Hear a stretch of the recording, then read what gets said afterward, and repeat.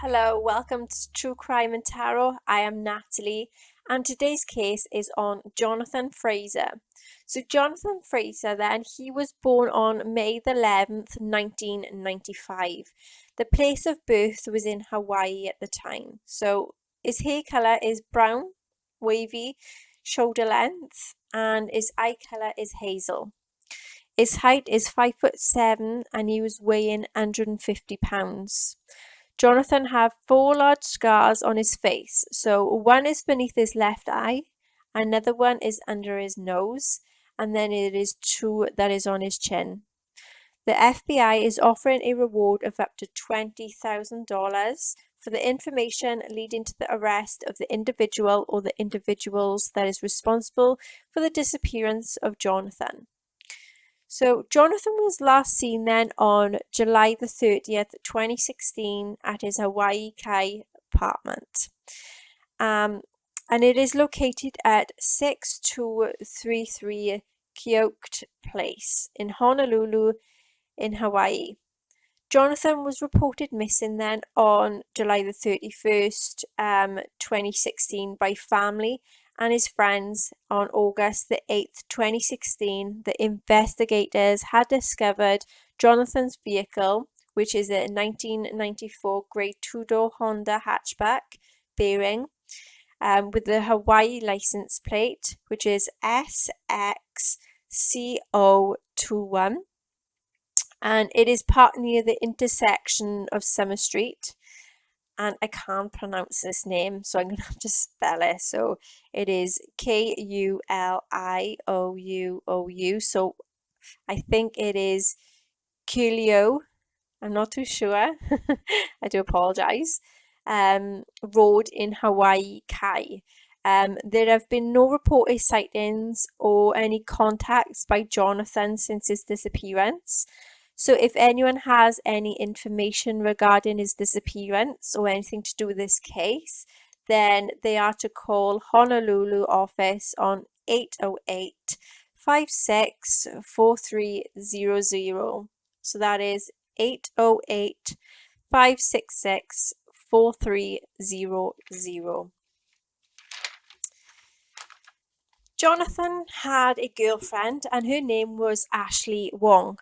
And that morning of July the 30th, Ashley had kissed Jonathan goodbye while he was still asleep at their home. She has not seen or heard from him ever since, but Ashley had said, "We're all waiting for you to come home and we'll not stop looking for you. We're never going to give up, and we truly believe that we will find you and we will bring you home." Ashley fears that something bad could have happened to him and is in desperate for the public's help. The couple was dating for at least 3 years, and they were supposed to meet up later on that day that he disappeared, but Jonathan never showed up. Ashley made numerous attempts to contact him and also spoke with his friends and family, and they also searched in his usual hotspots and his hangout spots. But the next day, she called the police, and Ashley says that the clock is ticking and she fears that time is running out. And she says, "I'm just worried about his medical condition that does require daily medication. I'm just hoping that he is all right at this point because he hasn't been taking them." Jonathan, just aged 21, got into a bad car accident in Karaoke, I think that's how you pronounce it, I do apologise, in November. He had survived, but the person in the car didn't. So during his recovery, Jonathan was prescribed daily medication. And now Ashley was 4 months pregnant, and she says that the two was looking forward to a new, fresh start of a new beginning. He was just really blessed to be alive at this point because, like I said, the accident was really bad and we are expecting, so he was very excited about that. So his main goal was pretty much to recover and to become better than he was before, Ashley had said. And then because of this accident, Jonathan had four large scars on his face, like I mentioned in the beginning. Um, and the Hawaii businessman, Mike Miskey, was arrested on the morning of July the 15th in Enchanted Lake after the authorities executed some raids across Oahu, I think that's how you say it, which is Oahu, as that alleges that he ran an elaborate organized group that was connected to a host of violent acts, and Miskey was named in the indictment along with 10 other alleged conspirators. In Hawaii, U.S. Attorney Kenji Price described that Miskey and his co-conspirators as a group of criminal associates that has wreaked havoc on Oahu for years as they sought to enrich themselves and had punished those who crossed them. Miskey could face the death penalty because of the seriousness of all these allegations that is going on that is against him. And one of the serious allegations is that the alleged murder of Jonathan, who was in a car crash in November 2015 that killed Miskey's son Caleb in 2016. Jonathan had went missing, and the indictment alleges that Miskey conspired to kidnap Jonathan and then paid the associates to have them killed. And allegedly, Miskey then had brought a boat that could be used to dump Jonathan's body into the ocean after Jonathan was kidnapped and killed. Jonathan's body has never been found to this day.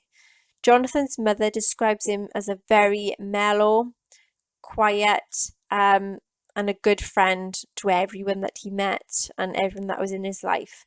And the other person who died in the car was Caleb Miskey Lee.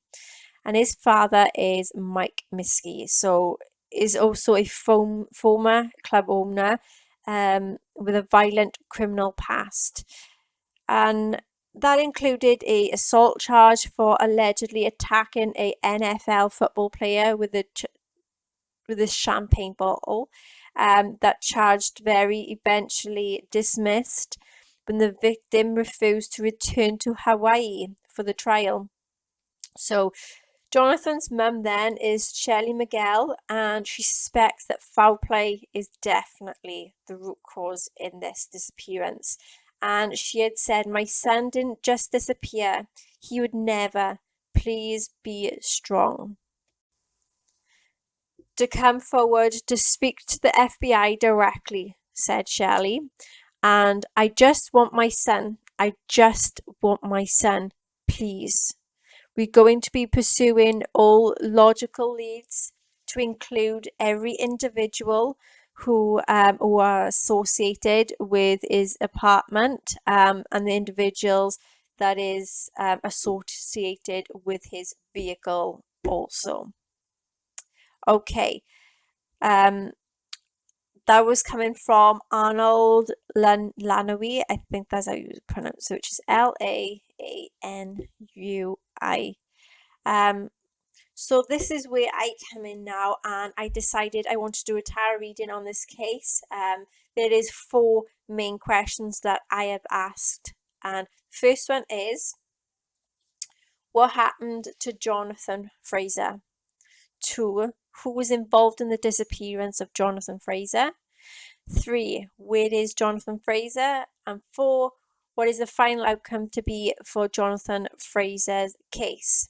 So, what happened to Jonathan Fraser? Number 1, reverse temperance. So there was some inappropriate behavior, there was recklessness, and there was a lot of consequences. 3 of Cups. There was a gathering of friends and there was some teamwork that was involved, and it could be a lot of intoxication that was involved too. Death card. So there was a family secret or shock, and there was a ending. Reverse 5 of Pentacles. So there was a debt that was to be paid that was owned. Reverse 3 of Wands. So there was a lot of impatience, arrogance, and regrets. and no one had Jonathan's back at this time. Night of Wands. So there was a sudden arrival then to do with the unfinished business. They were very daring, fearless. There was a risk taker, very action oriented, who was very unpredictable. They were young, and also they was very aggressive as well. Queen of Cups. So there was a female who was very sensitive and caring, kind, intuitive and spiritual, very pretty but also shy, that seeks family values that is involved. Ace of Cups. So there was a lot of celebration and some happy news to do with the pregnancy, and also a new beginning coming in. Reverse Nine of Pentacles. So there was someone who was very money mad, that had a lot of swindling, and there was a cover up that was involved. Queen of Pentacles. There is a female who was very wealthy and had security, stability, who took no nonsense, and she was a very hardworking person, very loyal, supportive, and kind, who may have had animals as well. They could have had some children as well that may have had some involvement here. Queen of Swords. There is a female who is very intelligent and honest, that seeks the truth, who is very independent and open-minded, a problem solver, very quirky, and is a mother. Reverse Knight of Cups. There was a guy who was a con man. He was a fraudster, very calculating and manipulative. He may have been someone's ex.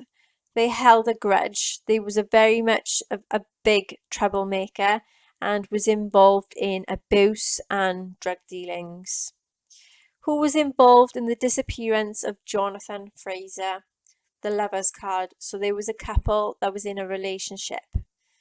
Reverse Page of Swords. There was an enemy who got caught off guard, who was very cold-hearted, very ruthless, argumentative, rude, vindictive, a troublemaker that was looking for trouble at this time, and they ended up in some type of injuries with a sharp object.